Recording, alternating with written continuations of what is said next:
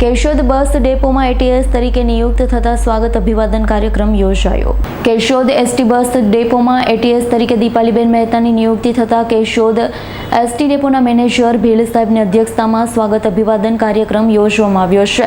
Junagadh division હેઠળ Keshod ST depot મુસાફરોને આરામદાયક, સુરક્ષિત, સમયસર સલામત મુસાફરી પૂરી પાડવામાં ઓછા આર્થિક ખર્ચ ઉપરાંત કરકસરથી ઇંધણના વપરાશ માટે પુરસ્કાર મેળવનાર એસટી ડેપોના કર્મચારી, અધિકારી અને 3 કર્મચારી યુનિયનના પ્રતિનિધિઓ, સંકલન સમિતિના સિદ્ધરાજસિંહ રાયજાદા, સમસ્ત બ્રહ્મ સમાજ કેશોદના પ્રમુખ રાજુભાઈ પંડ્યાની ઉપસ્થિતિમાં નવનિયુક્ત દીપાલીબેન મહેતાને પુષ્પગુચ્છ આપી સ્વાગત અભિવાદન કરવામાં આવ્યું હતું।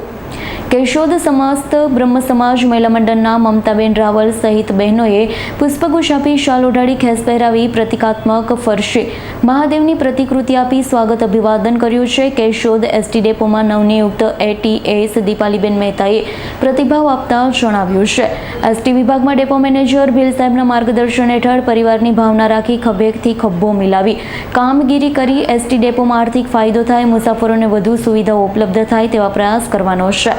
વહીવટી પ્રક્રિયામાં દરેક કર્મચારી, અધિકારીઓને જવાબદારી સોંપવામાં આવેલી છે, ત્યારે સૌ સાથે મળી કામ કરીશું તે માટે સહકારની અપેક્ષા રાખી હતી। કેશોદ એસટી સંકલન સમિતિના સિદ્ધરાજસિંહ રાયજાદા, કેશોદ સમસ્ત બ્રહ્મ સમાજ પ્રમુખ રાજુભાઈ પંડ્યા, સમસ્ત બ્રહ્મ સમાજ મહિલા મંડળના પ્રમુખ મમતાબેન રાવલ સહિતના ભાઈઓ બહેનોનો આભાર વ્યક્ત કર્યો છે। સમગ્ર કાર્યક્રમનું સંચાલન એસટી ડેપોના કર્મચારી ધર્મેશભાઈ પુરોહિતે કર્યું હતું। નમસ્કાર।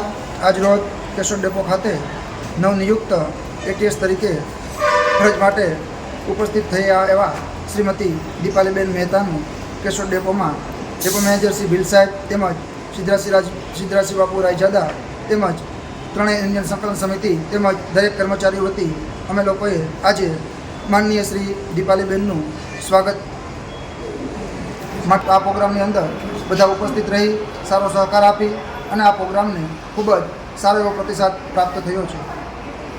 રાવલિયા મધુનો રિપોર્ટ, S9 ન્યૂઝ, જૂનાગઢ। અમારી તમામ માહિતીથી અપડેટ રહેવા માટે જોડાયેલા રહો S9 ન્યૂઝ સાથે।